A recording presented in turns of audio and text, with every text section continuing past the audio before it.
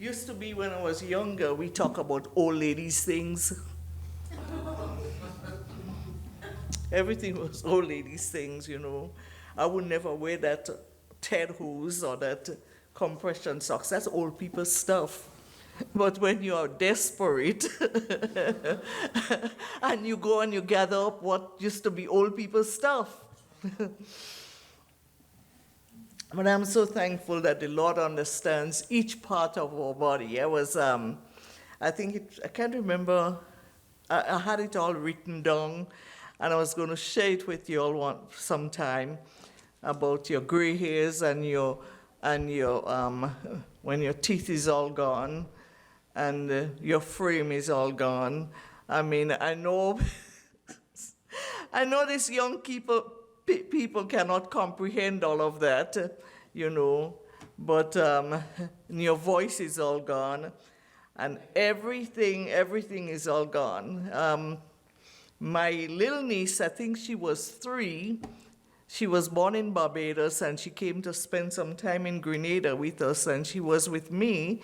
We were going somewhere, and there was a man who was, he lost one leg, and his nose was really, really flat, like he didn't have any nose. And she used to just say anything she wanted to say, and she said, "Man, foot gone, nose gone." They don't even think as children what they're going to say. I mean, he was nice about it. "Yes, child, yes, everything's gone." Well, I came over here this evening and tried to practice singing. Oh, I didn't make any headway whatsoever, no headway. And I sat there and we trying to sing, and the voice is as rusty as ever. And I thought, oh, I'll never make it. But you know what? God knows the language of our hearts. He knows what we're trying to sing out to him. But I know one of these days when we get to heaven, we'll all have beautiful voices. Beautiful. Talking about voices, next Sunday, Brother Roy is going to sing, and I think Brandon is going to help him. So that's something we are going to look forward to. So they have enough time to get together and practice up. And you could include somebody else with you, maybe Joyce, I don't know.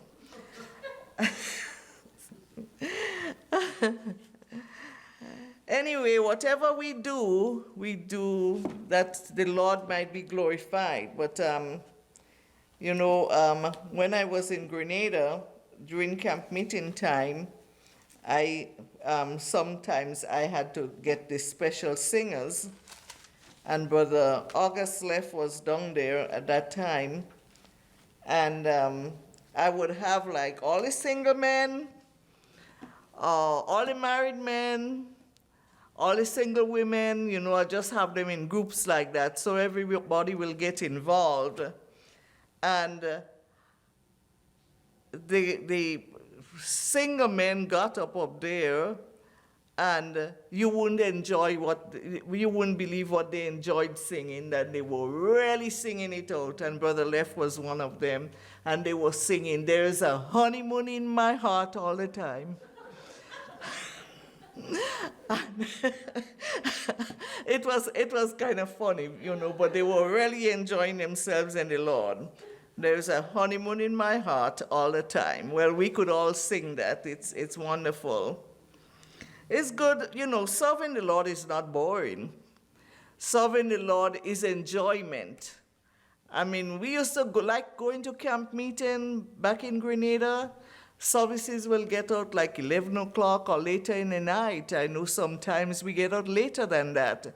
But the young people used to enjoy that. We used to enjoy, of course, over here it's different. We kind of reserved, But the people used to be all dancing in the hallway, and I could remember old Sister Chase and old Brother Gangading dancing in the hallway together, and they were singing "Inside the Home Gate" with "Jesus and Loved Ones I'll Be." And it was just so wonderful. Today, you don't get young people trying to do those things in the hallway because you don't do that in church. You know, you're supposed to be reserved and stiff. Well, I'm so thankful that we can have pleasure in serving the Lord, enjoying Him.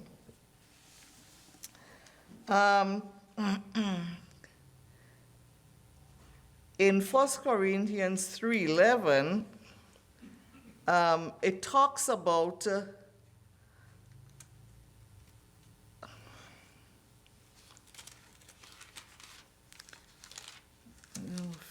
excuse my age again.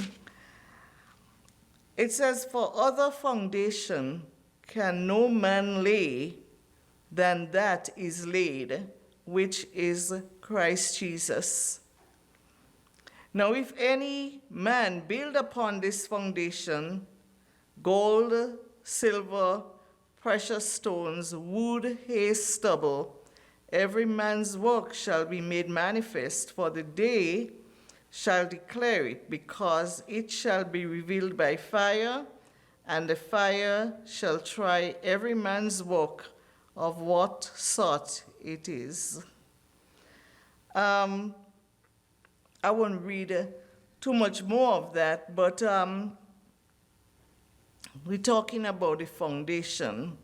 Any other foundation that you might build upon other than the foundation that God has laid, it's going to fail. An unshakable, unmovable foundation, firm, spiritual. If your foundation is not built upon Christ, no matter what you put into it, it's still going to shake, it's still going to move. Things happen in life and we fail to succeed after trying so many times, and we hit what you call rock bottom. You try so many times and you hit rock bottom and you want to start over. Well, that's where you should start, from rock bottom, where you have a good foundation. We need the rock. Christianity is not what we do or don't do. We obey the 10 Commandments. When we are unable to weather the storms of life and our foundation begins to crack, it is because we fail to keep in touch with the Master. Sometimes the storms and the winds that we face in life are of our own making. Wrong choices, wrong foundation. Sometimes, in growing up, our parents, my parents were not really educated, but you don't have to be educated to have common sense. And I don't know how my mother did it, but she did a good job of raising us. She taught us what she knew, but she kept us away from getting involved in doing the wrong things. She was laying a foundation for our lives, the little that she knew. The little that she knew. The Leaning Tower of Pisa, if that's what you call it, that's what I've heard it called, is really, or was really meant to be a bell tower for a church. And it was built near to the cathedral in Italy. Construction started in 1172, and it occurred in 3 stages. They didn't build it all at one time. They built a part and a part and a part. And it took over 199 years to build that tower, because there was a problem. When you don't start out on the right foot, you end up with problems. The tower had been tilting since the building started. It started tilting. Do you want such a builder to build your house?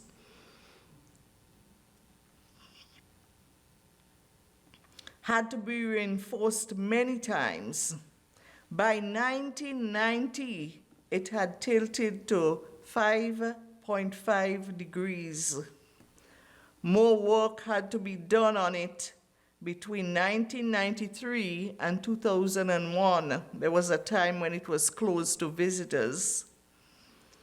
The tilt is now reduced to 3.97 degrees. It is said that the tower is stable for now and probably could withstand another 200 years. We do not know, and probably, we do not have 200 more years in this life. But the main problem with that tower, and I don't know why, I don't know the answer, but you would think engineers and even little children with common sense, why did they build that tower on a swamp? So when you hear of the Leaning Tower of Pisa, remember that thing that is leaning was built on a swamp. And it took 199 years in 3 different stages to get it where it is, and they had to stop and do repairs and reinforce it so many times because they started out on the wrong foot.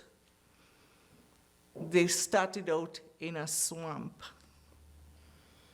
Today, we as Christian people, we know that we cannot start out without Jesus, the rock of our salvation.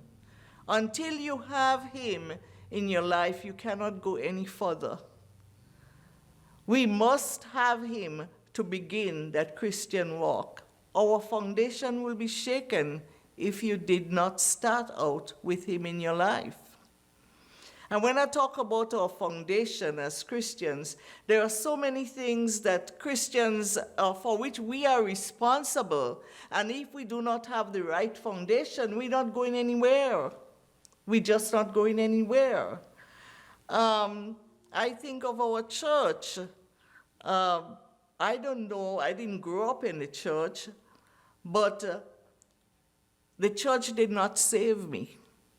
Going to this church did not save me. Coming to this church will not save anybody. But I believe in what they believe, and because of that, I feel that I was given a firm foundation. When I was helping Diane do house hunting, and I said, Diane, when you are looking for a house, the most important thing you look for is foundation. We went around, we looked at some beautiful houses, and I said, don't look at the beauty, don't look at how many rooms, let us look first at the foundation. And you wouldn't believe some houses that we looked at, when it came to the foundation, you have to run from it. Run from it. The foundation was falling apart. In fact, there was one nice house. In fact, 2 of them we looked at. They were really beautiful houses, spacey, had everything nice about them. And the bank would not give a loan. The bank would not loan the money. Well, why? Because it did not have a good foundation. And even now, that's the first thing I'll ask her. Did you look at the foundation? Folks, if you don't have the right foundation, you do not have a house. Foundation, location. Foundation, location. Brother Nems used to remind me about that, about buying a house. Joan, foundation, location. That's very important in buying a house. People will sell you their problems. That's what I call it. You know, they'll sell you their problems. My niece bought so many different cars she has sitting there. It's because she bought somebody else's problems. I say, pay for something good. Even if you have to pay, maybe you all don't realize that, but I had a friend, and her foundation was bad, and she didn't want to get rid of the house because they bought it from her uncle or his uncle. And they decided they're going to do some work on it and see if they could get somebody to fix the foundation. And I'm talking about maybe 10 years ago. $26,000 to fix that foundation. We have a house next to us right now, and it's up, for sale. But I was told that the people or whoever was going to fix the foundation, they were charging over $26,000 to fix it. Because foundation is important. And you see so many young people today looking for a companion in life. And as I say, the beauty, she might be beautiful, he might be handsome. That's not foundation. Because one of these days he could meet in an accident and lose his nose, and he'll look the ugliest thing you'll ever see when you don't have a nose. You don't have nostrils. Or he might lose his teeth, and he'll talk and the dentures will be falling out. These are things and I remember Brother Nems one time, because Brother Nems, you saw him as he is, but when you start visiting with him, you could really laugh at what things he'll say. He says some of them marry people and they don't know when they get ready for bed that night, he's there sitting taking off his false legs, or somebody taking out something false you didn't know they had. You have to have a foundation,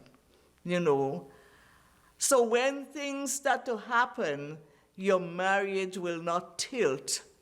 Have a foundation in school. Know your math, know your English, know the basic things that will help you go through life. Foundation is very, very important.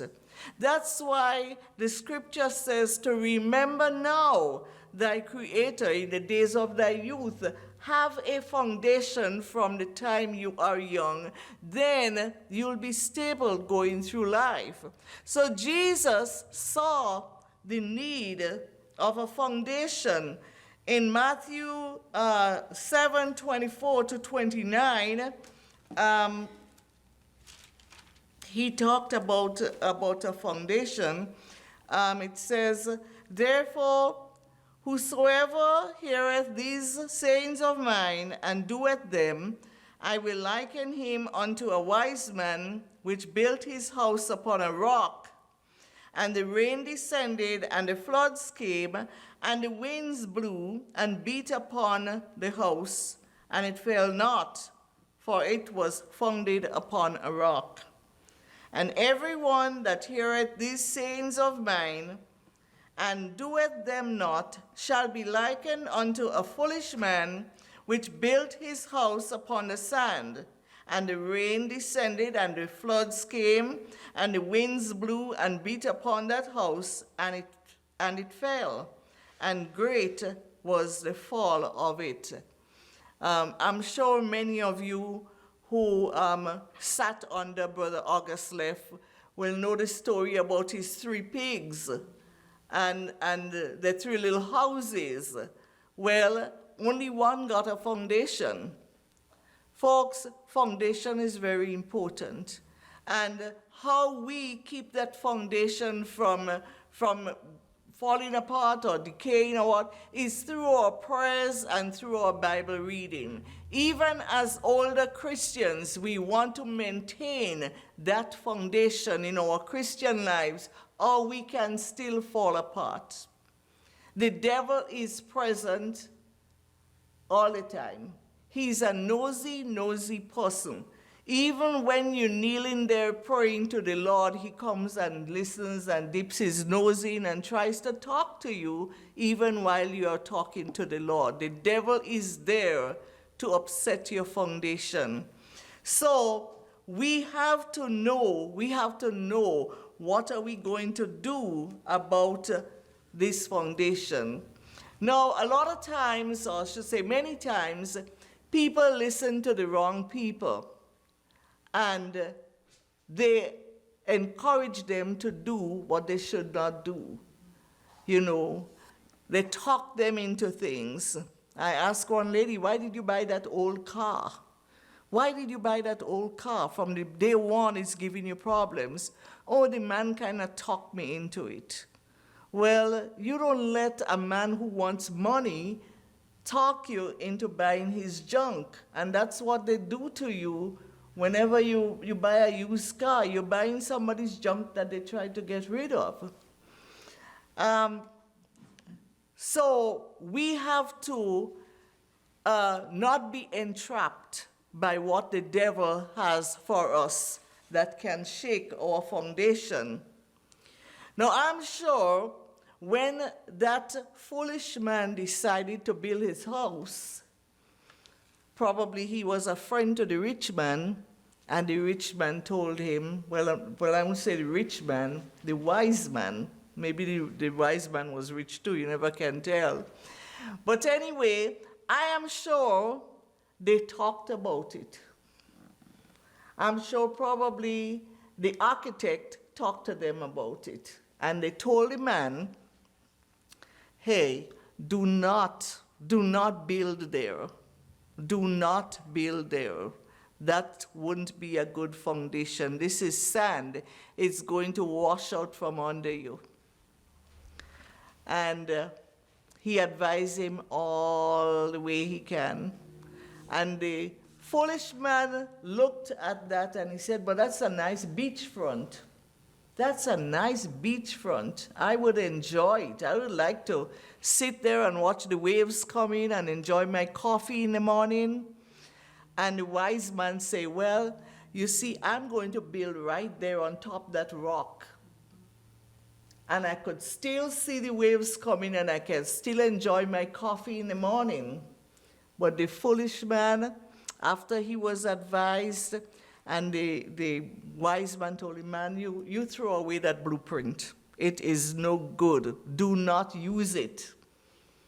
And like some of us today, when we don't want to take advice, he pretended that he was throwing it away. And when the wise man left, he went and picked it up again. That's my blueprint. I'm going to do with it as I well want. And he suffered for it, because he was told that building on sand is not a good foundation. Today, you see so many people, wealthy people, rich people, poor people, they are building on sand. If your life is built on sand, you're not going to reap anything good from it but sand. No foundation. As we go about life, as we go about our daily duties, things can happen and our foundation can be shaken. We might think that we have it all made. We have it all made. You have your house, I have my house. But you know, folks, God is in control, and a tornado could pass through. And don't think that your house is going to resist the tornado. Or something could happen where all that will go to pieces. The only thing that we will have left is what God gave us in our hearts. The only thing that you will have left. And with that, you will be able to withstand the storms of life.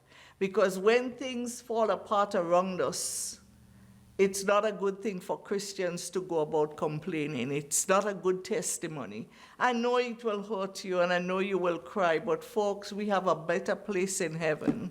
We have a better place in heaven, a good foundation the enemy cannot destroy. So we have to trust in the Lord and depend on that good foundation that the Lord has given to us.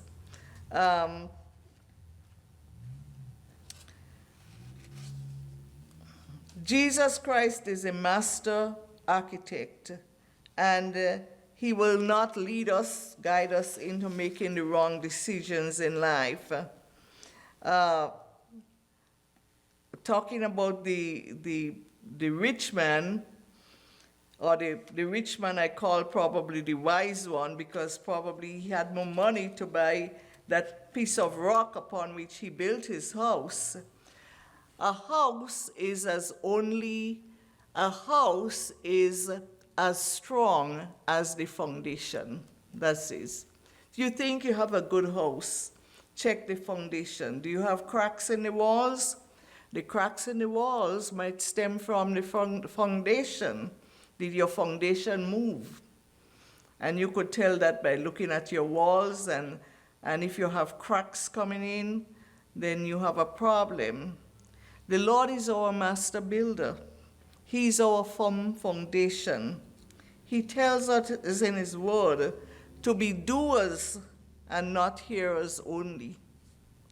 Both men listened, but only one man was obedient. And when the storms came, the winds blew, the house on the rock was unshakable.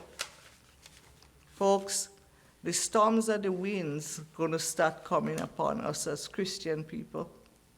It's not too long, not too far away. And we ourselves will see what our foundation is like. We'll see what our foundation is like. And you know what? We have to pray every day and ask the Lord to make us stronger spiritually and help us that whenever things happen, we show the right spirit. We go through our problems without having to show the world or your children or your grandchildren what coping skills you possess. They will look at you and they'll say, why are you falling to pieces? You're supposed to be a Christian.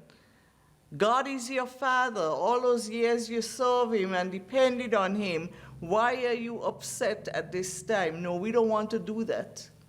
We want to be a Christian at all times. Whether the world is falling apart, our world is falling apart, we have a foundation. We have an anchor that keeps the soul steadfast and sure while the billows roll.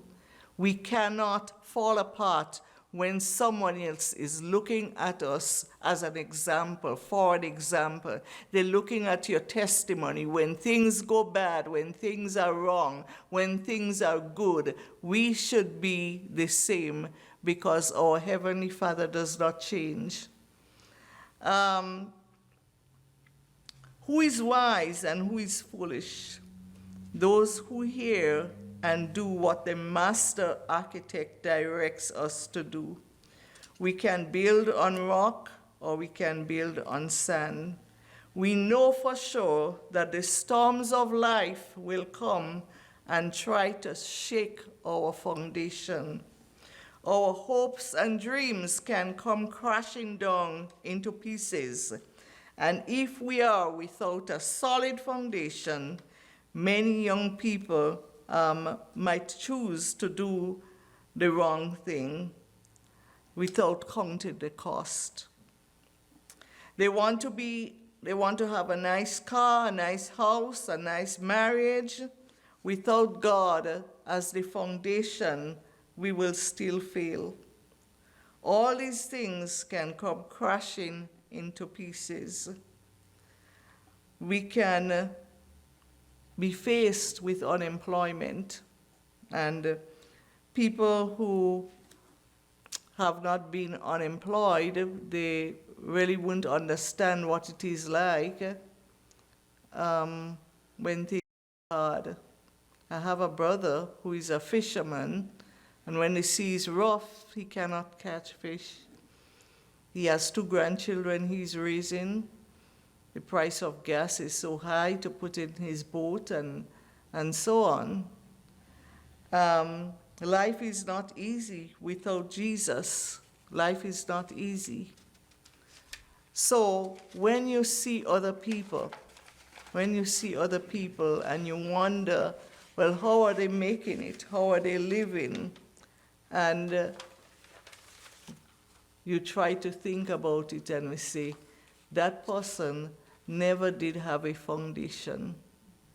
You see young people, even you look at the camp meeting, you see what's happening to them. They are falling apart because they fail to serve Jesus wholeheartedly. And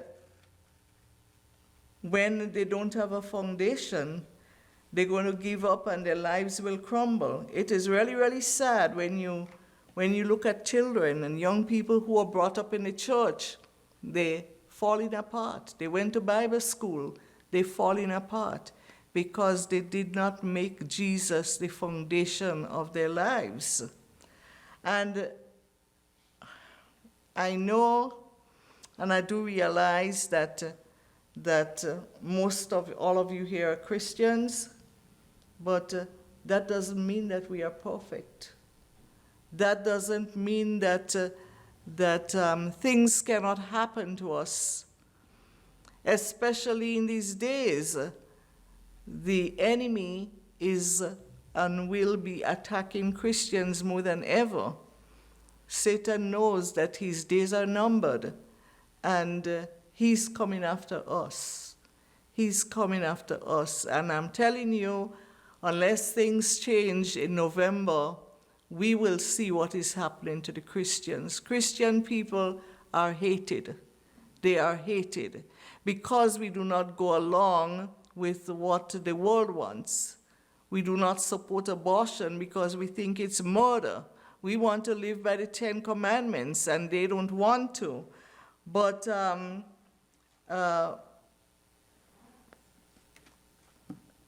we see Jesus as a foundation.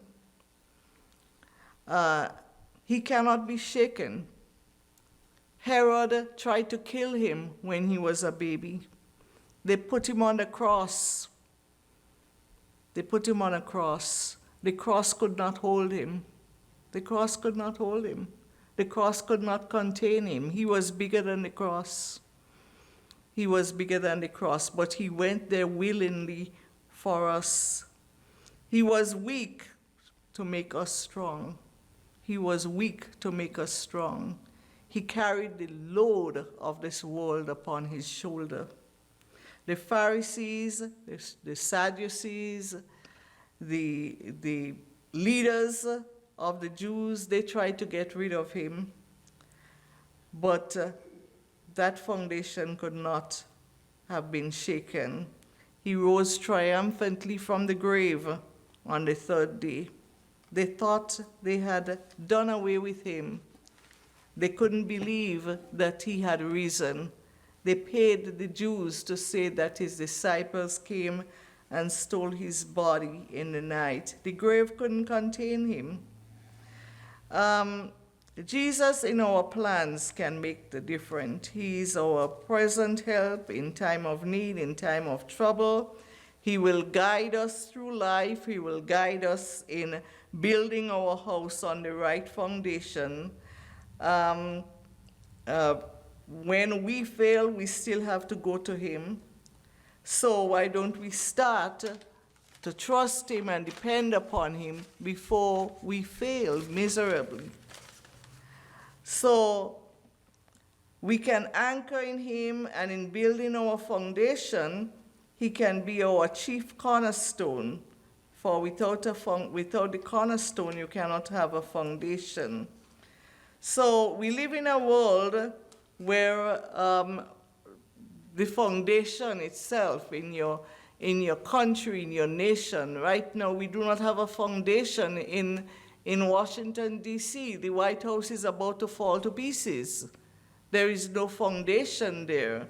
What can your young people look forward to in the future? Everything is shaky. But one of these days, God is going to take his children away from this world when things are falling apart, when things are what we cannot tolerate anymore. He's going to take us to a place that got 12 foundations, 12, whose builder and maker is God. So as we live in this life, we have to be wise in choosing, in building, put God first in our lives. And right now, if you do have a foundation that got cracks in it, you try serving the Lord, but you have made mistakes. You have made mistakes in your life. You can ask the master builder, the great architect, to come and mend your cracks. And he's capable of doing that. The Lord is my rock and my fortress and my deliverer, my God, my strength, in whom I will trust. He is my buckler and the horn of my salvation and my high tower. He is my everything. He is not going to fail us, folks, but it is important that we build on that foundation and we remain on that foundation. And God is going to help us. And I love him today. And I do hope that the little that I can present will be of help to somebody. And it helps me in studying and to be a better person for him. Not a better person otherwise, because I'm not looking for a husband. I'm looking for Jesus to come again. And I am happy with how he has helped me and is helping me. All I want to do is to do something that will bring glory to his name and to help somebody else to find him before it is too late. I love him today. Amen.